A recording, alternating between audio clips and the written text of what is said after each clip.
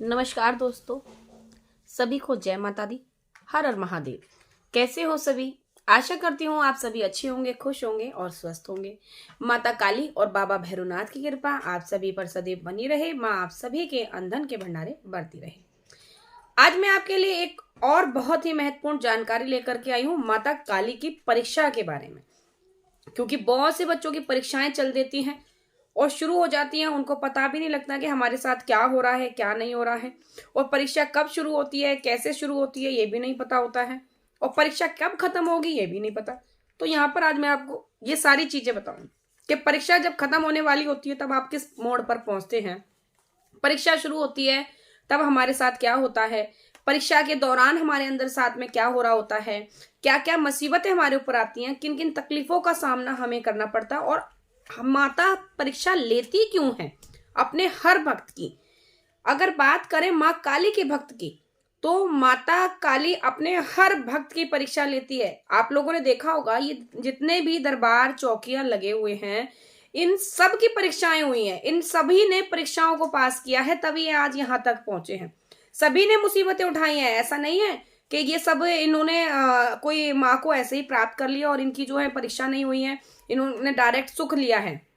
माँ की कृपा आई है। माँ की कृपा नहीं आती जब तक माँ परीक्षा नहीं लेती, तब तक माँ अपनी कृपा किसी को नहीं देती है। ये ध्यान रखिएगा आप।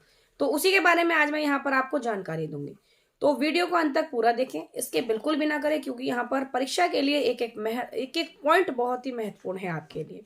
और साथ ही अगर इस चैनल से आज पहली बार मेरे वीडियो को देख रहे हैं तो वीडियो को लाइक और चैनल को सब्सक्राइब जरूर करें। साथ ही बेल आइकन को प्रेस कर दें ताकि आपके पास ऐसे ही वीडियो के और भी नोटिफिकेशन पहुंच सके।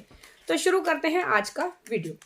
देखिए, जब माँ की हम सेवा में जाते हैं, नॉर्मली हम माँ की पूजा पाठ करते हैं, माँ की भक्ति करते हैं। भगत नहीं है, माँ की भक्त हैं, भक्ति कर रहे हैं।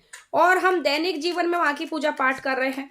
माँ का कोई भी हम ओम कालकाय नमः, ओम क्रीम कालिकाय नमः, या फिर जय माँ काली, ऐसे हम माँ का ध्यान कर लें, बैठ जाएं, पूजा पाठ करें, ओम नमः शिवाय जाप कर लेते हैं। माँ की पूजा में जो भी हम मंत्र जाप करते हैं, पूजा पाठ करते हैं, तो उस समय हम जब भी मंत्र जाप करते हैं तो माँ की ऊर्जाएं हमको प्राप्त होती है। जैसा कि मैंने आपको पहले भी अपनी बहुत सी वीडियो में बताया हुआ है कि हमको मंत्र जाप करने में माँ की ऊर्जा प्राप्त होती है ना।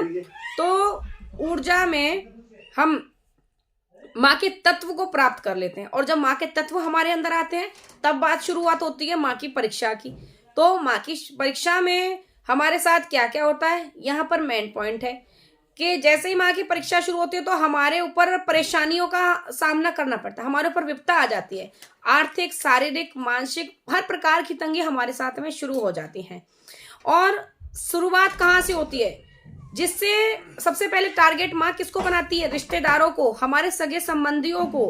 क्यों? क्योंकि हम उनसे लगाव रखते हैं, हम उनसे बातचीत करते हैं, हमारा उनसे प्रेम है, उनसे हमारा मत है, लेकिन वो हमारे लिए ठीक नहीं है। हम तो अपने मन से उनको मानते हैं कि ये भाई हमारे भाई हैं, बहन हैं, माता पिता जो भी है, रिश्तेदार, चाचा चाची, ताऊ, फ्रेंड, हम उनको मान रहे हैं अपने दिल से, लेकिन उनके मन में हमारे लिए कोई खटास है। मन में हमारे सामने तो ठीक बोल रहे हैं, पीठ पीछे हमारे मन में हमारे लिए कुछ गलत भावना वो रख रहे हैं, या उनके पेट में हमारे लिए कुछ गलत है। तो उनको पहले माँ टारगेट बनाती है। कुछ ना कुछ ऐसी चीजें हो जाती है, ऐसा विवाद होता है कि हमारा उनसे मन मुटाव हो जाता है, हम उनसे नफरत करने लगते हैं, उनसे दूर हो जाते हैं।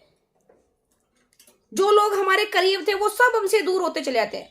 एक समय ऐसा होता है कि हम अपने आप को बिल्कुल अकेला खड़ा महसूस करते हैं, हमारे पास कोई नहीं होता। जितने भी हमारे सगे संबंधी, घर गृहस्थी से हम दूर हो जाते हैं, बिल्कुल अकेले पड़ जाते हैं, कोई हमारे साथ में नहीं होता। तब फिर हम क्या कहते हैं कि भाई दुनिया सही कहती थी कि हमने इस माँ को पूज लिया और इस माँ ने आज हमको इस मोड़ पर लाकर खड़ा कर दिया। तो हम माँ को दोषी ठहराते हैं कि माँ की हमने पूजा करी है इसीलिए हमारे साथ में ऐसा हो रहा है। सही कहती है दुनिया के माँ प्रचंड देवी, और माँ ने अपनी प्रचंडता जो है दिखा दी। आज हमारे सगी संबंधी सब हमसे दूर हो गए, हमारे ऊपर ये विपदा आ गई है। बहुत सी बार क्या होता है कि हमें खाने तक के हमारे पास में पैसे नहीं रह जाते। तो देखिए, वो इसीलिए कि अगर माँ की हमने सेवा शुरू करी और माँ ने हमको सेवा में शुरू में कृपा दे दी, कोई दुख परेशानी हमने नहीं झेला, तो हम उस सेवा से जो हमको फल प्राप्त हुआ है, उस फल का हमारे पास में कोई तोल मोल नहीं होगा। हम उसको कुछ नहीं समझेंगे। क्यों? क्योंकि वो बिना मेहनत के हमको मिल गया, बिना कोई कष्ट उठाए हमको वो फल मिल गया।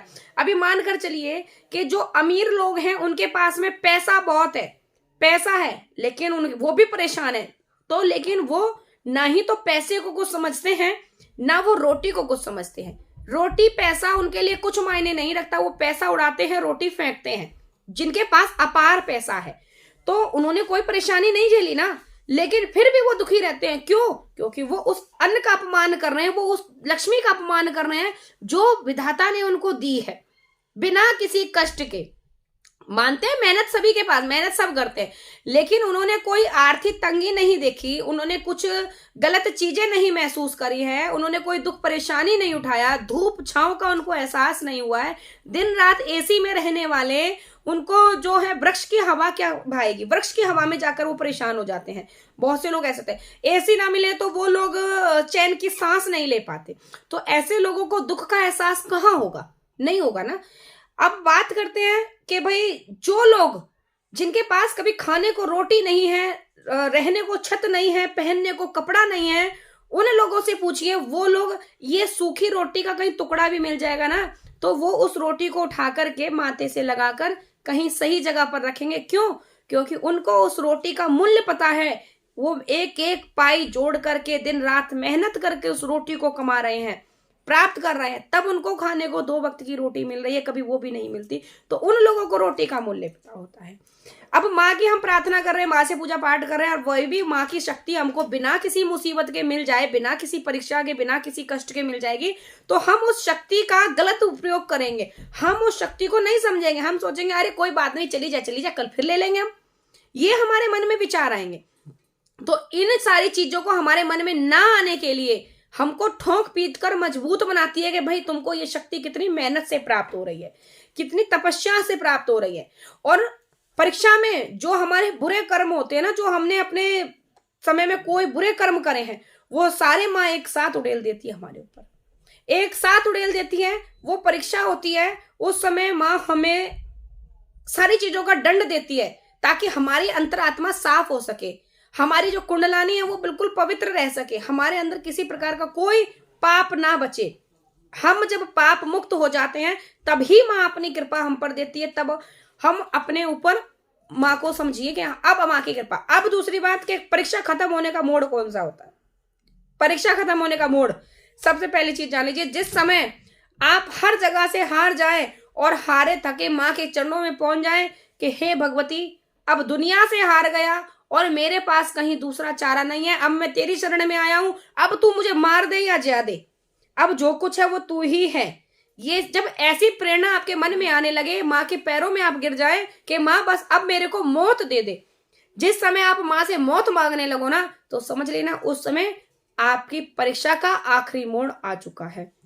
वहीं से आपकी परीक्षाएं फिर खत्म होने लगती हैं और आपके जीवन में जो सुख आने लगता है, आपके जो सगे संबंधी चुन चुन कर जो गलत थे उनको साइड में कर देती है माँ, जो अच्छे हैं, जिनके लिए आपके मन में जो सही रहेंगे, वो अपने आप आपसे आपका कनेक्शन बना लेंगे, वो आपसे बातचीत करने का बहाना ढूंढेंगे, आपसे बात करेंगे, आपकी तरफ अट्रैक्ट होंगे। माँ भगवती उनको खींच खींच कर आपके पास वापस लेकर आएगी। लेकिन परीक्षा के दौर पर जो गलत है उनको फिर दोबारा कभी लौटकर नहीं आने देगी आपकी जिंदगी में, ये ध्यान रखिएगा। और ये परीक्षा इसीलिए होती है ताकि हम इन चीजों को देखें, क्योंकि कल अगर सुख आ गया तो ये जो हमारे सामने मुखौटे हैं, ये मुखौटे हम देख नहीं पाएंगे। इन मुखौटों के जरिए ही सुख के समय भी हम बर्बादी के मोड़ पर ही रहेंगे। अभी जब ये मुखौटे उतरेंगे सुख के समय तक आपके, तभी तो मालूम पड़ेगा भाई सुख के समय में ये व्यक्ति मेरे साथ था और दुख के समय में ये व्यक्ति मेरे साथ था। अभी अपना व्यक्ति कौन? जो दुख के समय आपके साथ खड़ा हो। सुख के समय तो दुनिया अपनी है, जो दुख के समय आपके साथ खड़ा रहे वही अपना है। ये चीजें माँ दिखाती है हमको तभी। और लेकिन हम क्या कहते हैं, माँ को उल्टा ब्लेम करते हैं कि माँ ने हमको इन सारी चीजों से दूर कर दिया, माँ हमारी जिंदगी में आई तब से हमारी जिंदगी में कष्ट आ गया। नहीं, ये सोचिए कि अगर माँ आपकी जिंदगी में आ गई तो आपका जीवन सुधर गया। जो आपके साथ छल कपट करने वाले थे उनको माँ ने आपके जीवन से दूर कर दिया। तो यही कारण है जिस कारण से माँ परीक्षा लेती है। तो आज का वीडियो यहीं तक। अगर वीडियो अच्छा लगे और आपको कुछ समझ में आया है तो वीडियो को लाइक कर दें और चैनल को सब्सक्राइब करके बेल आइकन को प्रेस कर दें ताकि आगे और भी ऐसी ही वीडियो की नोटिफिकेशन आप तक पहुंच सके। तो आज की वीडियो में इतना ही, मिलते हैं आगे आपसे नेक्स्ट वीडियो में और किसी और जानकारी के बारे में, माँ भक्ति के बारे में और सिद्धि साधनाओं के बारे में और आध्यात्म में आगे जाने के ज्ञान के बारे में। तब तक के लिए सभी को जय माँ काली, हर हर महादेव।